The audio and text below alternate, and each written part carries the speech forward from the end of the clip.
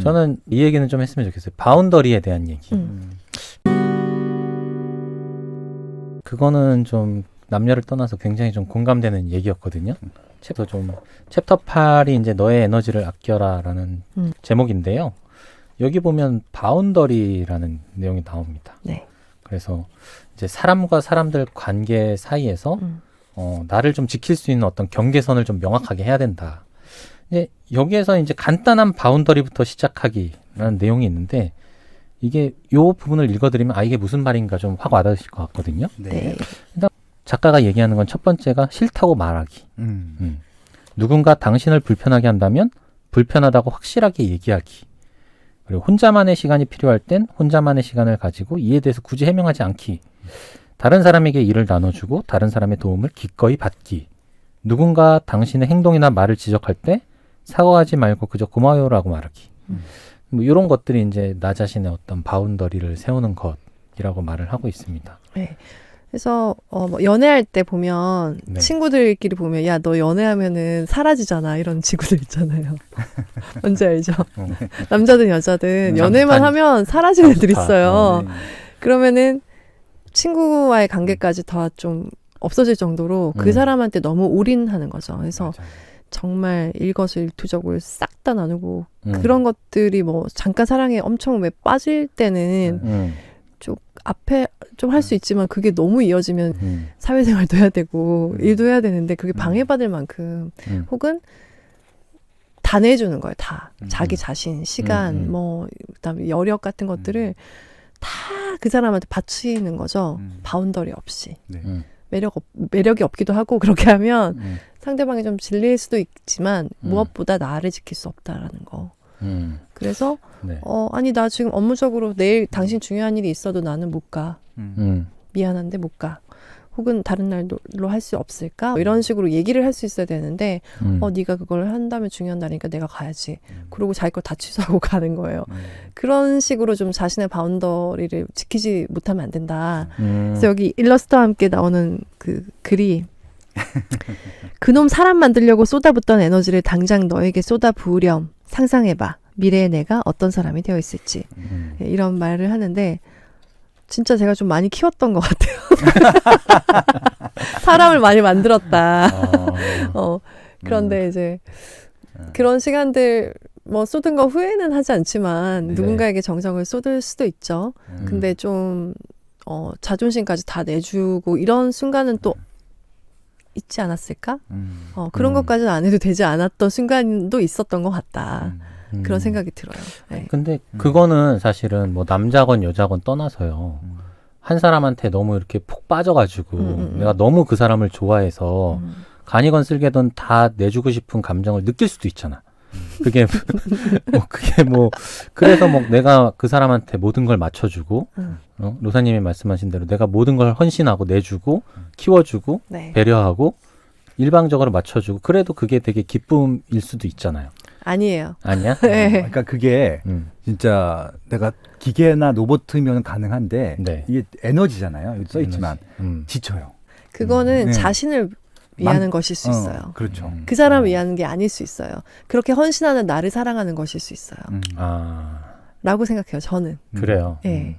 그리고 저는 지친다고 생각을 해요. 네. 그렇죠. 언젠간 지치죠. 이게 네. 응답이 없고 나만 홀로 그렇게 한다고 느끼면 네네. 지쳐서 나가 떨어지긴 하죠. 네. 에너지도 엄청 많이 힘 조절도 필요하고 지금 로사님 말씀대로 나를 위한 거일 수도 있기 때문에 다른 측면으로 가꾸는 게 맞아요. 그거는 자기를 가꾸는 것도 아니야. 자기를 위하는 것도 아니고 결과적으로 보면. 그래서 차라리 온전하게 좀 가꾸는 방향으로 고민해 보는 게 맞을 것 같다는 생각이 들어요. 네. 네. 저는 뭐 연애 상황에만 국한되지 않고 사실 뭐 싫다. 관계에서. 일반 사람들과 그렇죠. 뭐 네. 비즈니스적인 관계든 친구들과의 관계든 뭐 가족과의 관계든 어떤 무리한 요구를 받았을 때 싫다라고 제대로 말한 사람이 사실 많이 없잖아요. 네.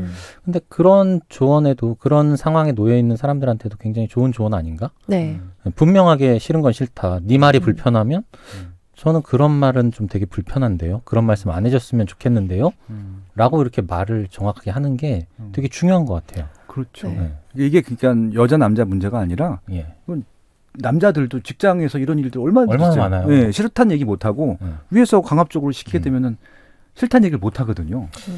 그런 거죠. 뭐. 네. 근데 참 더러워도 참고 하는 게 그러니까 제가 에피소드 하나 기억이 나는 게 네. 제가 술을 못 먹잖아요. 네, 안 네. 먹기도 하고. 네. 그럼 이제 모 상사가 네. 대리 운전해달라는 거야 나보고. 제가 완전 뭐야? 신입사원 때. 예. 그런 경우들이 있어요. 근데 신입사원이 그 거부를 어떻게 해요? 그러니까요. 한 번 해주면 또 다음에 또 해달라 그래. 음. 그런 경우도 있었죠. 그래서 한 번 제가 이제 열받네. 안 되겠습니다라고 얘기를 했더니 이제 다른 직원으로 보복을 하는 거야. 무슨 얘기인지 알죠? 직장 갑자기 일을 몰아준다거나 그렇죠. 뭐. 쟤는 일을 고가를 똑바로 안 조금 한다거나. 제대로 안 준다거나. 안 준다거나. 저 사람 봐라 이렇게 그러니까. 했겠지. 그러니까 그런 불이익이 두려워서 사실은 이런 바운더리를 뭔가 이렇게 상하 관계가 있는 조직에서는 그렇죠. 지켜가기가 쉽지 않은데. 그래서 남자 여자 문제에서도 상하 관계가 없는 것들이 맞는데 네. 지금까지 존재했다라고 하는 것들인 것이 아마 이 책에서도 아마 하나의 논리인 것 같기도 해요. 네. 참 어려운 문제긴 하네요. 현실적으로 고려해 보면 네. 쉽지 않은 상황들이 많고 다만 뭐 직장에서 뭐 그런 거는 정말 더러워도 참아야 되는 순간들 어쩔 수 없이 내가 뭐 가족을 부양하거나 여러 불이익이 더 피해가 크다고 예상이 되면 참기도 하지만 가까운 친구나 사실은 가족이나 뭐 이런 분들한테는 충분히 말할 수 있는 부분이잖아요. 그것마저 못해서 상처받고 나 혼자 힘들어하는 분들도 굉장히 많으니까 네. 그런 분들에게는 좀 다시금 내가 어떻게 행동해야 될지 어떤 바운더리를 만들어야 될지 좀 생각해보는 시간이 됐으면 좋겠네요. 네. 아유, 그리고 좋은 부분입니다. 네. 조금 더 심각하게 얘기를 하자면 데이트 네. 폭력 등을 생각했을 때 그쵸. 여성들이 그것도 맞죠. 훨씬 더 큰 피해를 받고 있는 것은 되게 명백한 사실로 알려져 있잖아요.